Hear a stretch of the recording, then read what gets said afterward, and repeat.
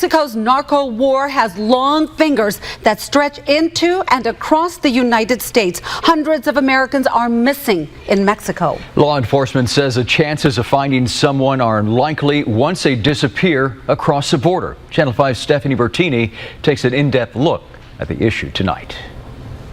Federal investigators say it's an issue that's growing, especially here in South Texas. The files are piling up. We did some digging, took a closer look. We know at least 272 cases are on file with the FBI, all of them from South Texas over the last decade. 254 victims are on the record missing from McAllen and Brownsville. 109 victims are missing from Laredo. At least 125 cases are still open tonight. These two people included in the numbers. Their families are desperate for answers. It's hard to know that there's no one that can help us in any kind of way. A desperate daughter hopes for a miracle. We always thought that was never going to happen to us. A brave son waits for answers. Daniel Rodriguez and his sister Claudia Benavides faced a harsh reality 6 months ago. Their mother, Carmen Maria Gonzalez, disappeared. She was going to see my grandma. She was going to visit her and my aunts. It was a quiet and hot summer morning. Gonzalez packed a few things for a short trip to Mexico. She left her house in Roma and walked across the border to catch a bus in Miguel Alemán. It's right behind that blue sign. They watched her walk into the distance from this side of the border. That was August 1st. They haven't seen her since. Relatives in Mexico told them their mother never arrived. Only a river and a bridge divide them from the place where their mother was last seen. Even though it's just a short trip away for some of us, Mexico is a totally different country where there are different rules. Gun battles, carjackings, bombings, part of regular business in Mexico. It's the business of the cartels. The American consulate warns Americans to stay away. They say it was routine for their mother to cross the border. She knew the risks. Her home in Roma sits next to the river, so close to Mexico she could hear them waging war from her window. We used to hear gunshots, even grenades. Living so close to the danger for so many years gave them a twisted sense of security. Now that this has happened to your family, do you have a different perspective on what's happening? Oh, yes.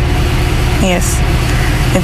It's a different point of view, and it's really hard to think about it. The family started an aggressive search. They filed reports with Mexican police, approached local police and U.S. federal agencies.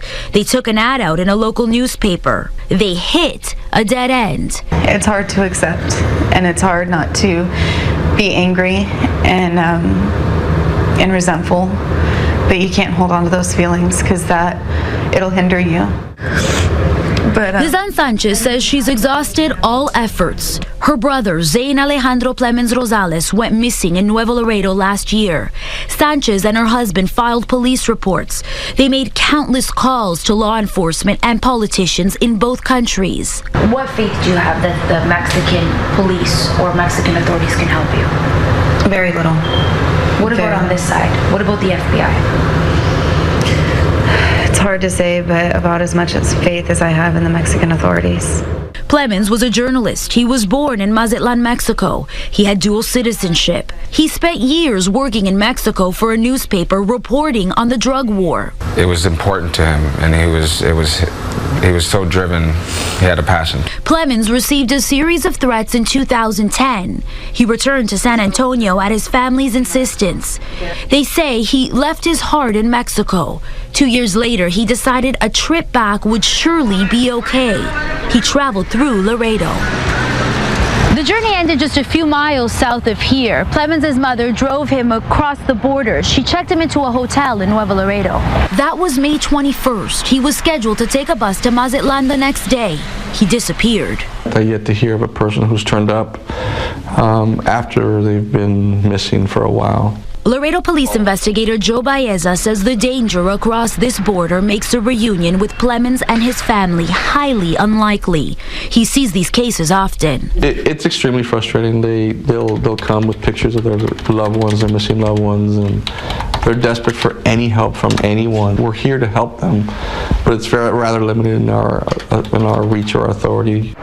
Local police forward these reports to federal police. We know fully well how stressful, sad, and serious this is for families. FBI Special Agent Eric Vasi says the number of people missing in Mexico is growing. The FBI, especially in the Valley and our border offices, we receive numerous complaints for kidnapping and missing Americans. The FBI is the primary agency to work these cases, but the criteria is key. We have to have a crime as the reason for the person's disappearance. It's just a jurisdiction issue. No evidence of a crime, the FBI can't do much. We've been cataloging missing Americans who don't fit into the crime category as Missing Americans in Mexico Initiative. Federal police know they never hear about many cases. We know that there's a large portion of crimes, of kidnapping crimes, that go unreported where the families are handling this themselves. When it comes to kidnappings, fear may force families to keep quiet. Many people are missing in Mexico because they were working with the drug cartels and a deal went bad. It's what law enforcement refers to as bad on bad. Investigators know innocent people go missing too. Kidnapping, murder, retaliation, mistaken identity. These are just some of the crimes connected to the missing cases. The FBI relies heavily on cooperation from Mexican law enforcement when it comes to investigating. And we asked them, hey, here's what we found.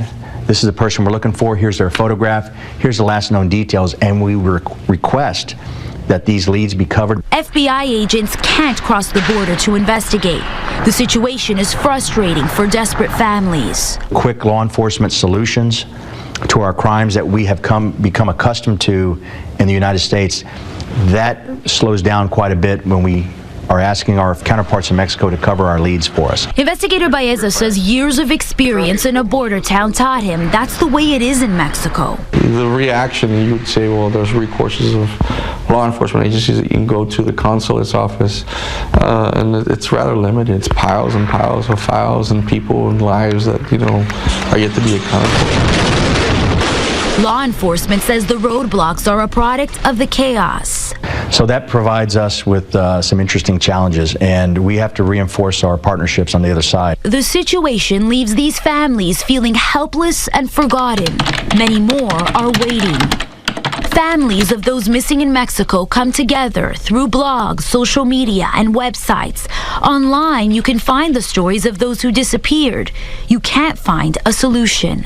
We unfortunately know realistically that there's little to no chance that they'll ever be found again. Really, our faith keeps us going. These are some very dangerous times. It's really sad not to know what's going on, or if she even alive, or what she's going through. Missing in Mexico means missing from the lives of loved ones. It means cases out of reach and piling up for those sworn to serve and protect. Law enforcement doesn't expect the situation to get better anytime soon. That leaves countless families left only with their thoughts, wondering what could have happened to those they love. Reporting in the newsroom tonight, Stephanie Bertini, Channel 5 News at 10.